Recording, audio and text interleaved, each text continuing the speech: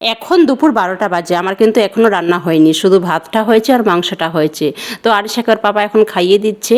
আরিশা আজকে সকালবেলা শুধু বনভিটা খেয়েছে আর কিছু খায়নি। তোর পাপাকে বললাম তুমি একটুখানি খাইয়ে দাও, তারপরে আবার আমি খাইয়ে দেবো 2টা-2:30টার সময়। তো আমার এখনও আলুর ভাজার ডালটা বাকি আছে, আর এইদিকে আমি আলুর পাঁপড় করেছি।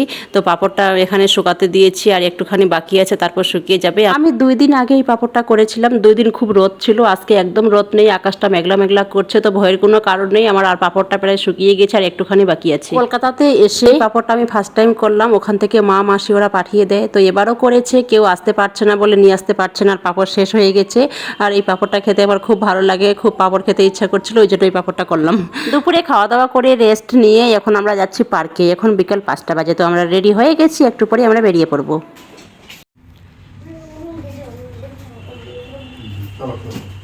চলো। এমা কি করছো দেখি দেখি, এই এদিকে দেখো। চলো আছে মানে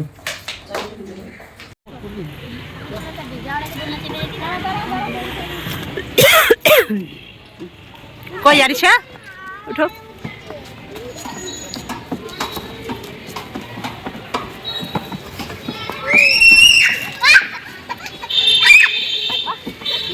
খুব মশা।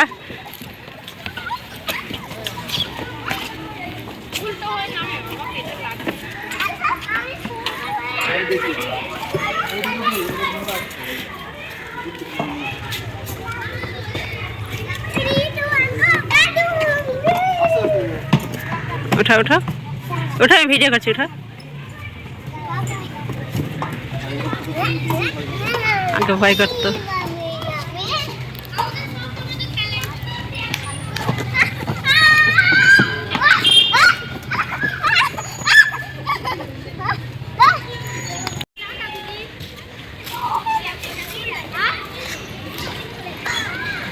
দাও, দুলিয়ে দাও।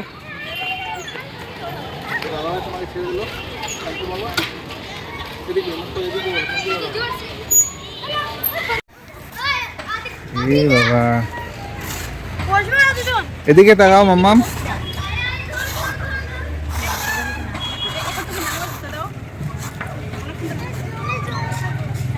আর বেশি জোরে না, ভয় লাগে।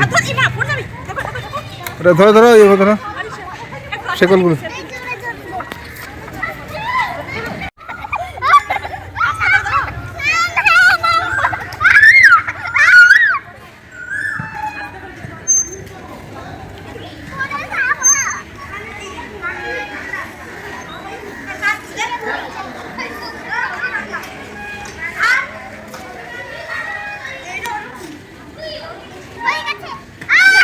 এই পার্কটা আমাদের ফ্ল্যাট থেকে খুব কাছে, প্রায় 1 মাস হয়ে গেল আরিশা এই পার্কে আসেনি, 1 মাস পর আসলো। তো আরিশা খুব মজা পেয়েছে, আজকে খুব খেলাধুলা করলো এই পার্কে এসে, আমার খুব ভালো লাগলো।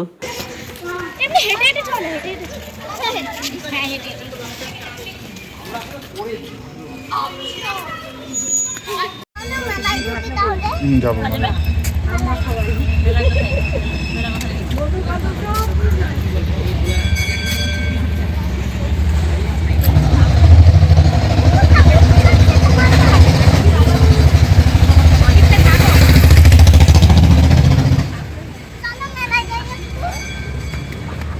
যাবো যাবো।